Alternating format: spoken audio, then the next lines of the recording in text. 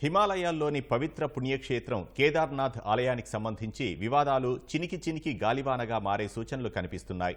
కేదార్నాథ్ పేరుతో పాటు అదే నమూనాతో ఢిల్లీలో మరో ఆలయం నిర్మించాలన్న ట్రస్ట్ నిర్ణయంపై అన్ని వర్గాల నుంచి వ్యతిరేకత వ్యక్తమవుతోంది. మరోవైపు కేదార్నాథ్ ఆలయంలో 228 కిలోల బంగారాన్ని మాయం చేశారని జ్యోతిర్మఠ్కు చెందిన స్వామి అవిముక్తేశ్వరానంద ఇటీవల ఆరోపించారు.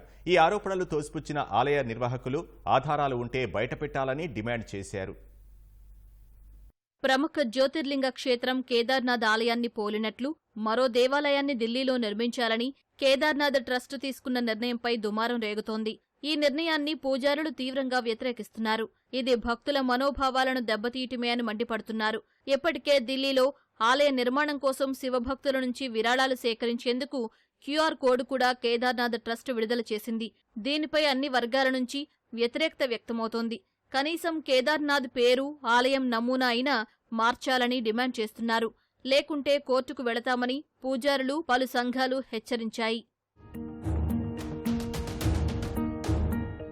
ఢిల్లీలో కేదార్నాథ్ ఆలయ నిర్మాణంపై ట్రస్ట్ అధ్యక్షుడు సురీందర్ రౌటేలా వివరణ ఇచ్చారు. కేదార్నాథ్ పేరుతో ఆలయం మాత్రమే నిర్మించనున్నట్టు తెలిపారు. ఉత్తరాఖండ్ సంస్కృతిని ప్రమోట్ చేయటం తప్ప మరో ఉద్దేశం లేదని చెప్పారు. అయితే ఆయన వివరణ పూజారులు, భక్తులకు సంతృప్తి కలిగించలేదు. ఈ నిర్ణయం వెనుక ట్రస్టుకు ఇతర ఉద్దేశాలు ఉన్నాయనే ఆరోపణలు ఉన్నాయి. కేదార్నాథ్ ఆలయాన్ని వ్యాపార ప్రయోజనాల కోసం ఉపయోగించుకోవాలనుకుంటే తాము అంగీకరించబోమని పూజారులు హెచ్చరిస్తున్నారు. సీఎం పుష్కర్ సింగ్ ధామీ హామీతో వారు తమ ఆందోళనను తాత్కాలికంగా ఆందోళన విరమించారు. కేదార్నాథ్ ఆలయం నమూనాతో పాటు అదే పేరుతో ఢిల్లీలో మరో దేవాలయం నిర్మించాలన్న ట్రస్ట్ నిర్ణయాన్ని జ్యోతిర్మఠకు చెందిన అవిముక్తేశ్వరానంద కూడా తీవ్రంగా వ్యతిరేకించారు. हमारे यहाँ शिव पुराण में 12 ज्योतिर्लिंग का व्याख्यान किया गया है। 12 ज्योतिर्लिंगों के जहाँ नाम बताए गए हैं वहीं पर उनका पता भी बता दिया गया है।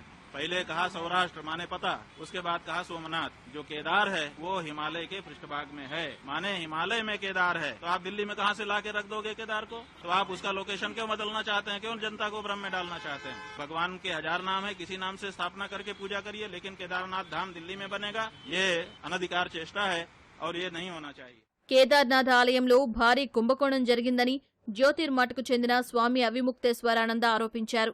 ఇంతవరకు విచారణ కూడా జరిపించలేదని అవిముక్తేశ్వరానంద మండిపడ్డారు. आप केदारनाथ में देखिए 228 किलो सोने का घोटाला हो गया। आप पत्रकार लोग क्यों नहीं उठाते हो? तो जब वहाँ पर घोटाला हो गया तो अब आप दिल्ली में केदारनाथ बना लोगे, वहाँ पर फिर दूसरा घोटाला करोगे। 228 किलो सोना केदारनाथ से गायब कर दिया गया। आज तक कोई जांच तक नहीं बैठाई गई। कौन जिम्मेदार है? क्यों इस बारे में जांच नहीं होती?